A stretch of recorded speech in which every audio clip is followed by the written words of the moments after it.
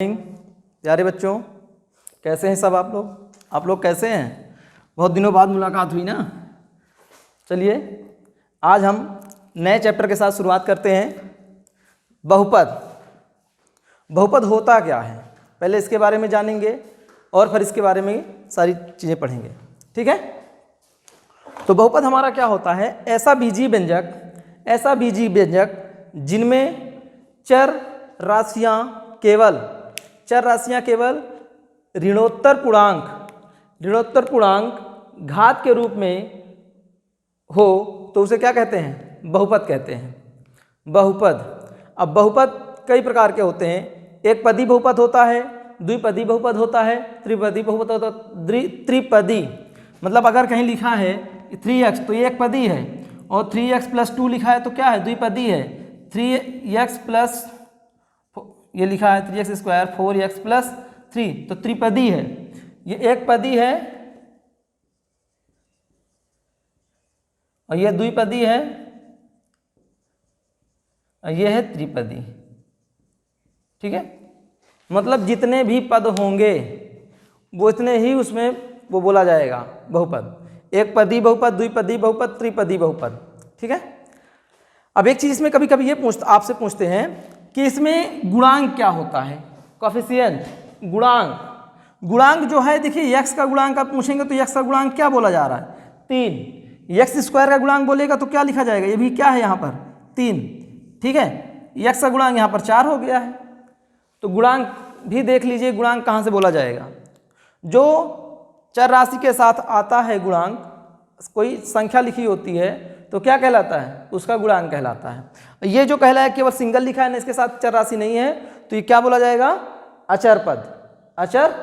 अचर पद, ये अचर राशि है। ये चर और अचर राशि का मिश्रण है, मल्टीपल रूप है।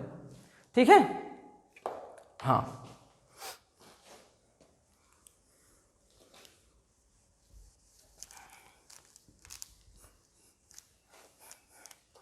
चलिए अब देखते हैं, जैसे आपसे बहुपद की घात पूछता है, बहुपद की घात बताइए। आपसे पूछ लिया बहुपद की, पूछेगा ये बोलेगा कितने पद हैं। पहले क्वेश्चन मान लीजिए पूछ लिया कितने पद हैं, कितने पद वाला बहुपद है, कितने पद वाला बहुपद है। तो पहली बात आप उसे पद गिनिए से बताया था ना, 3x तो एक पद। ठीक है, और 3x + 5 ये कितना हो गया? द्विपदी हो गया। और ये 3x + 3x² + 7x + 4 ये क्या हो गया? त्रिपदी हो गया। ये हो गया। ठीक है, कितने बहुपद हैं बहुपद में तो आप बताएंगे, ये ऐसे बता देंगे। ठीक है, काउंट करके, ये 1 2 1 2 3 ऐसे। ठीक भैया, चलिए आगे। अब बहुपद की घात बतानी है। बहुपद की घात, अगर मान लीजिए कोई क्वेश्चन लिखा हुआ है ऐसे 5y³ +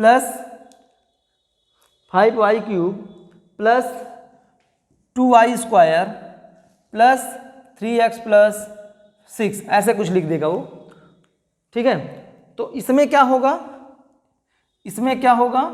तो इसमें सबसे चीज देखना है कि सबसे बड़ी घात क्या है। अगर पूछेगा बहुपद की घात, अगर क्या पूछेगा? बहुपद की घात। अगर बहुपद की घात पूछ रहा है तो क्या होगा? सबसे बड़ी घात देखना है। सबसे बड़ी घात कौन है? सबसे बड़ी घात ये 3। तो सबसे बड़ी घात 3 है तो इसका आंसर क्या होगा? बहुपद की घात बताइए का मतलब होगा सबसे बड़ी घात जो भी दिखे आप वो लिख दीजिएगा बस। ठीक है, 1 नंबर क्वेश्चन आता है ये। ठीक है, अब बहुपद होता क्या है? रैखिक बहुपद होता है, ये तो पद वाले बताए थे। बहुपद के प्रकार देख लीजिए आप लोग थोड़ा सा, फिर सवाल पे आते हैं।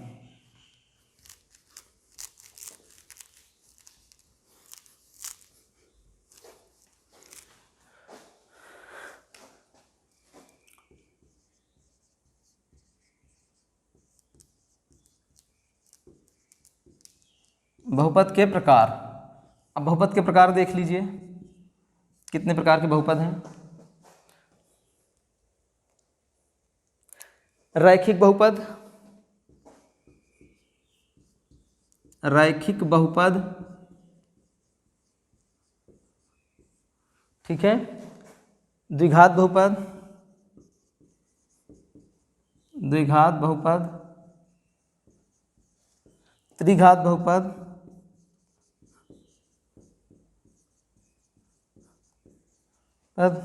एक होता है चतुर्घात बहुपद।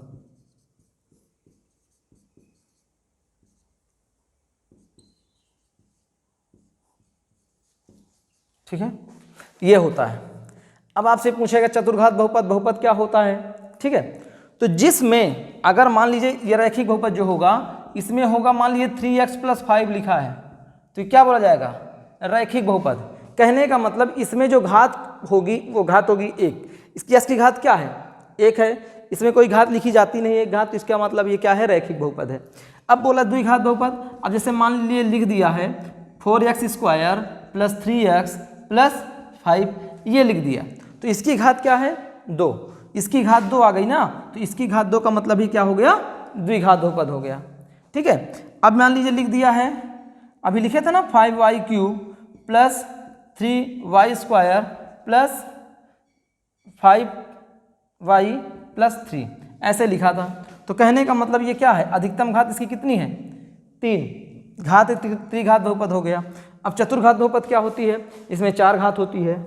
जैसे लिख दें ax, जैसे लिख देते हैं ना x की घात 4, x की घात 4 + 2x³ + 2x³ + 3x² + 5x + 6। ये देखिए इसकी अधिकतम घात क्या है? 4 है। तो हमें बहुपद के प्रकार भी पता चल गए कि हमारा रैखिक बहुपद क्या होता है, द्विघात बहुपद क्या होता है, त्रिघात बहुपद क्या होता है, चतुर्घात बहुपद क्या होता है। ठीक है भैया, चलिए अब आते हैं शून्यक ज्ञात करना है। हमें क्या ज्ञात करना है? शून्यक। थोड़ा देख लीजिए, समझ गए ना? चलिए अच्छे समझना।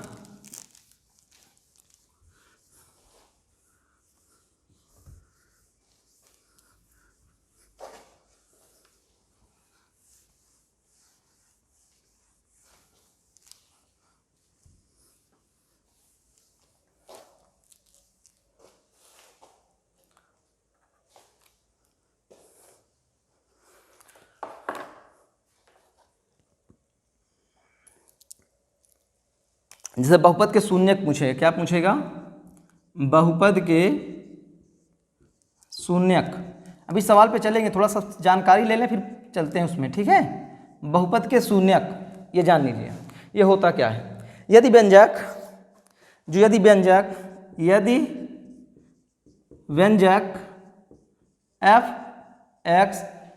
f(x) में बहुपद तब एक वास्तविक संख्या, मान लीजिए जो शून्यक होंगे, शून्यक बहुपद के शून्यक, एक मिनट रुकिए, आप बहुपद के शून्यक, अब इसका नाम बता दे रहे हैं। आप मानते हैं ना मूलों का योगफल, शून्यकों का योगफल, ठीक है, और शून्यकों का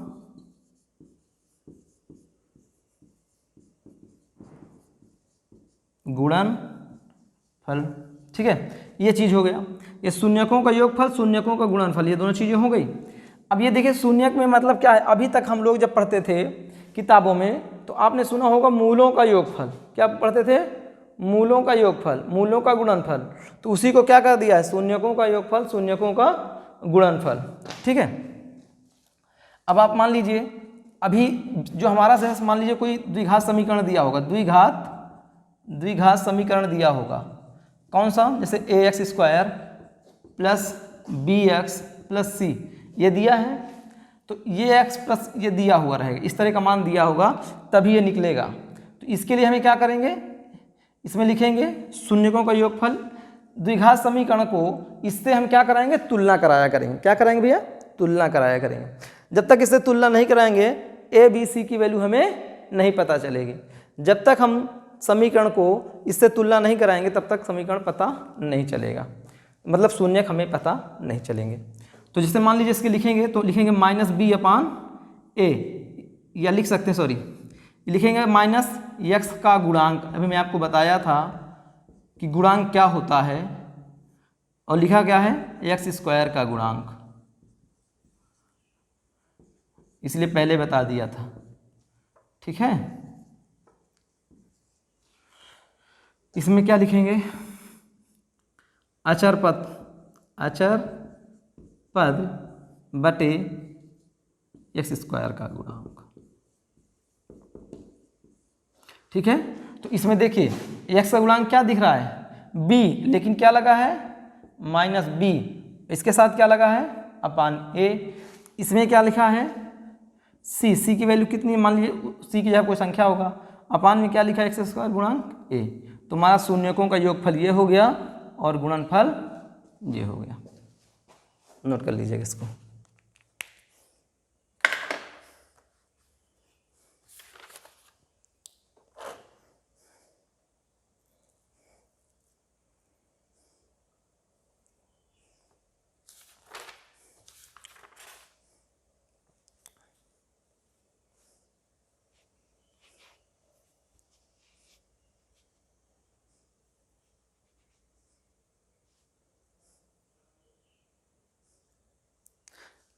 ये किसके लिए, द्विघात के लिए है, ध्यान देना, दो घात बहुपद के लिए। अब दूसरा थोड़ा देख लेते हैं।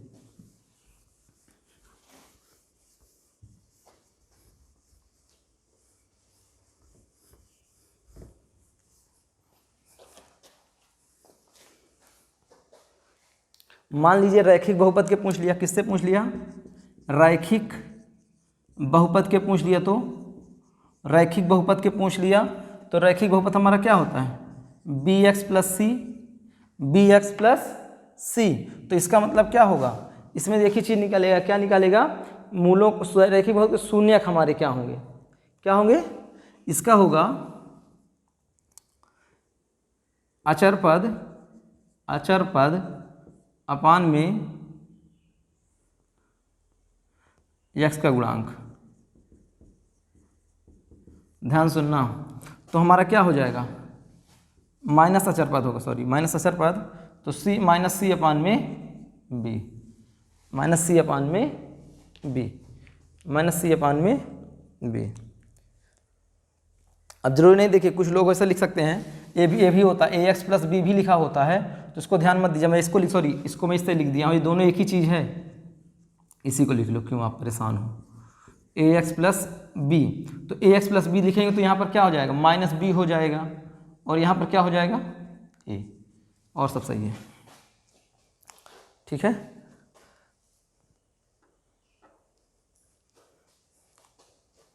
ठीक। अब देखते हैं त्रिघात बहुपद, क्या देखते हैं त्रिघात बहुपद के लिए शून्यक क्या होते हैं। त्रिघात बहुपद के लिए इसमें एक ही था, दो घात में दुई थे, अब इसमें देखिए त्रिघात वाले में त्रिघात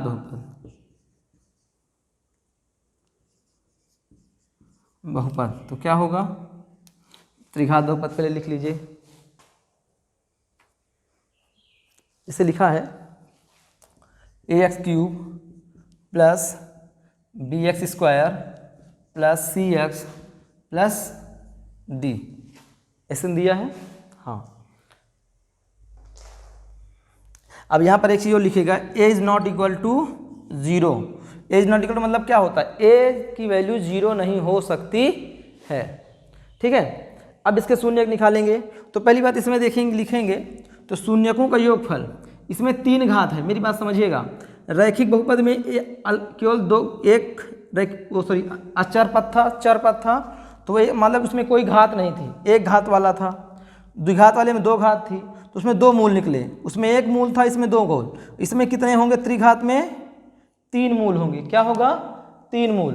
जैसे अभी तो उसमें लिखते थे alpha into B, so alpha plus beta plus gamma, ये हमारा हो गया तीन मूल हमारे हो गए। इसके अकॉर्डिंग त्रिघात वाले तरीके से अल्फा बीटा प्लस गामा होगा, और ये हमारा क्या होगा शून्यकों का योगफल है, ये ध्यान दीजिएगा।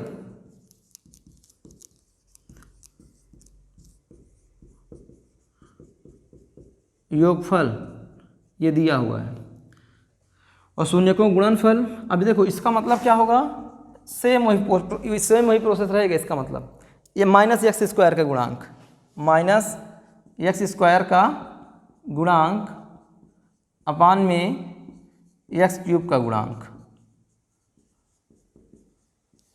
तो लिखेंगे क्या, माइनस बी अपान में ए, माइनस बी अपान में ए। और शून्य को गुणनफल क्या लिखेंगे यहाँ पर,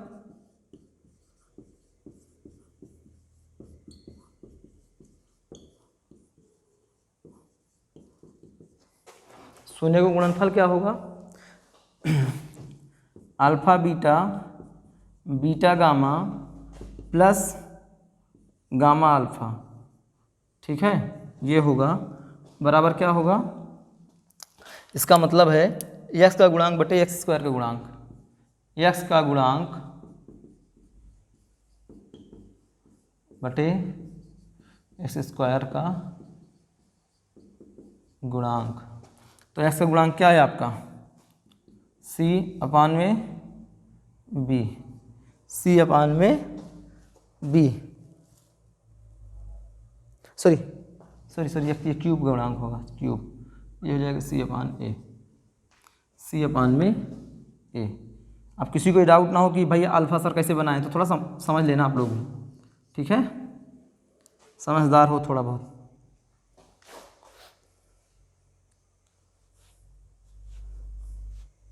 अब एक, ठीक है, अब इसे एक चौल लिखना है, alpha into beta into gamma बराबर क्या होगा, alpha into beta into gamma बराबर क्या होगा, माइनस डी अपान ए, या लिख सकते हैं माइनस अचर पद, माइनस अचर पद अपान में एक्स क्यूब का गुणांक, ठीक है। तो लिखेंगे क्या, माइनस डी अपान में ए, ये इसका हो गया, ये इसका हो गया, ये इसका हो गया, नोट कर लीजिए इसको पहले आप। चतुर्घात में ना बताएंगे बाद में, उसके जितना आप सिलेबस में उसके बाद ध्यान दीजिएगा, आगे बताएंगे बाद में, ठीक है। ये हो गया, ठीक है।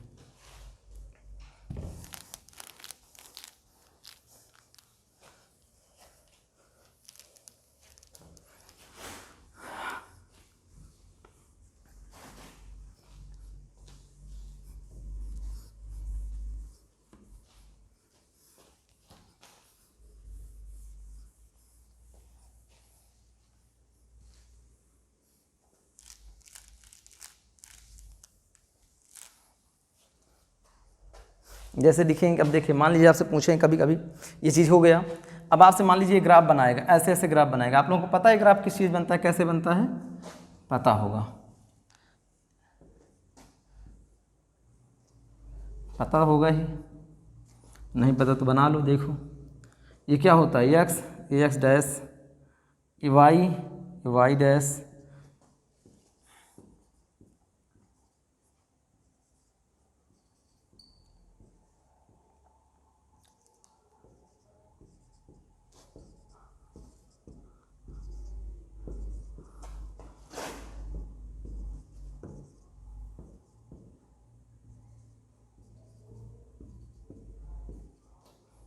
देखिए अगर यहाँ पर कोई संख्या जाती है, कोई लाइन जाती है और पूछता है इसमें कितने शून्यक हैं, क्या पूछ लिया, कितने शून्यक हैं, तो आपको एक मैं बिल्कुल सही से बता रहा हूँ, इसको समझिएगा कि कोई भी लाइन जब तक एक्स अक्ष वाली रेखा को नहीं काटेगी तब तक कोई शून्यक नहीं होगा।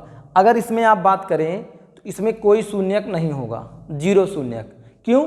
क्योंकि ये केवल वाई अक्ष पर है, ना कि एक्स अक्ष पर है, ठीक है। अगर मान लीजिए मैं इसको ऐसे लिख दूं, ये तो ये आप कितने, ये काट रही है, एक्स अक्ष को काट रही है, वाई अक्ष से हमसे कोई मतलब नहीं है, वाई अक्ष को काटे या ना काटे, लेकिन एक्स अक्ष को काट रही है, ठीक है। जैसे इसमें लिख दूं मैं ऐसे काट दूं, ऐसे एक्स अक्ष को काट रही है ना, तो इसमें देख लीजिए जितनी बार, कैसे काउंट करना, कैसे 1 2 3 4, जितनी बार काटे, कितनी बार काटी है, 4 बार काटी है, तो इसमें कितना होगा, 4 शून्यक होंगे। लिखेंगे कैसे, अतः इसमें 4 शून्यक होंगे, क्योंकि यह एक्स अक्ष की रेखा को 4 बार विभाजित करती है। ठीक है, इसमें अब ये देखिए, जैसे इसको और बढ़ा दिया, ऐसे ऐसे कर दे, कोई दिक्कत नहीं है उसको। 1 2 3 4 5 6 7 8 9 10, इसमें 10 शून्यक होंगे।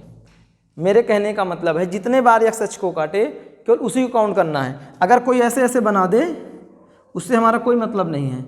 ऐसे ऐसे कोई संख्या जाए ऐसे, अब तो इसमें क्या हो जाएगा, एक शून्यक होगा, क्योंकि यहाँ पर x अक्ष को एक बार ये काट दी है। अगर ना कि यहाँ, अगर यहाँ से निकल जाती, जैसे मान लीजिए यहाँ चली जाती, तो इसमें एक भी शून्यक ना होता, इसमें एक भी शून्यक नहीं है।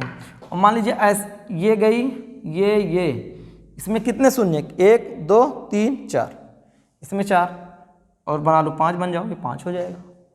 ठीक है, तो समझ गए एक शून्यक कैसे काटती है इस अक्ष पर। इसमें कोई शून्यक नहीं, इसमें कोई शून्यक नहीं, 1 2 3 4 5, इसमें 5 शून्यक, इसमें आप गिन ही लिए हैं, सब काउंट कर चुके हैं। ठीक है, इसमें शून्यकों की संख्या ऐसे निकालते हैं। अगर अक्ष बना हुआ है, ये क्या बना है, निर्देशांक ज्यामिति का है ना ये।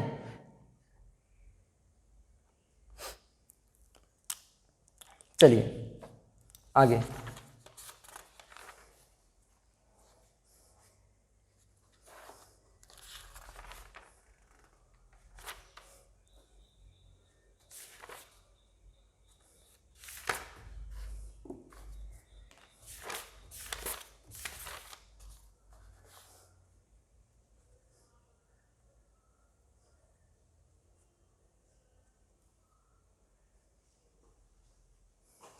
ठीक है। अब देखिए,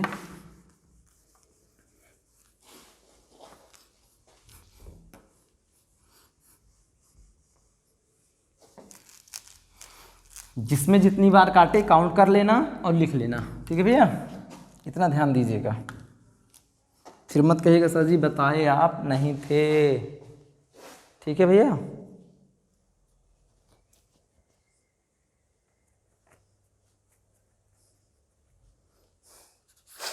जैसे आपको एक क्वेश्चन दिखाता हूँ, क्वेश्चन लीजिए, लिखिए पहले।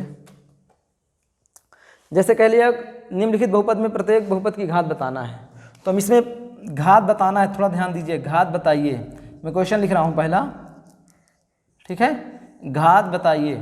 जब घात बताने की बात करें तो लिखा है क्वेश्चन 7y घात 5 प्लस 6y स्क्वायर माइनस 1। ये पहला क्वेश्चन है। मैं आपको पहले ही समझाया था कि अगर घात पूछे, केवल घात बताइए, तो इसकी घात सबसे बड़ी घात क्या है, 5, तो आपका आंसर क्या है 5। दूसरा क्वेश्चन अगर मैं लिख रहा हूँ उसको आप लोग बताइएगा, 3x square plus 7x plus 2, तो इसमें कितनी घात है, हम ही लिख दें भैया, आप लोग बोलने वाले तो हो नहीं, 2। इसमें कितनी घात होगी, 2।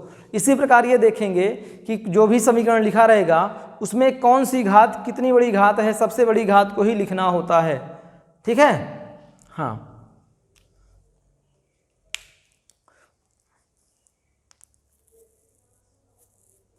अब कोई क्वेश्चन पूछ लेगा, अब मान लीजिए दे दिया, ये हो गया ना, ये तो समझ गए घात बताइए। अब लिख दिया घात के आधार पर, घात के आधार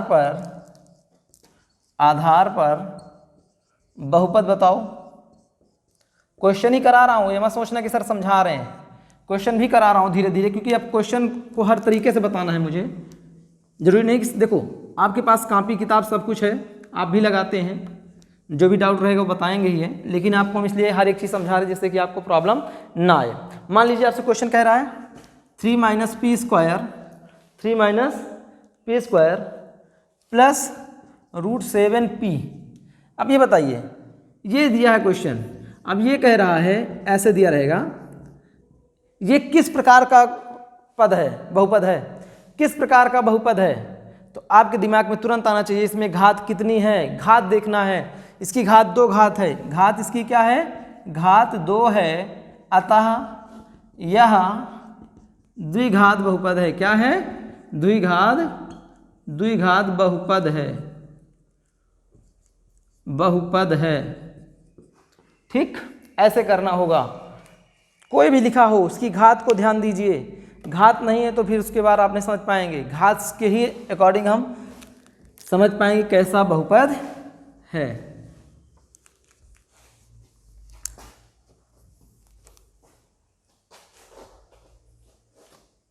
फिर देखिए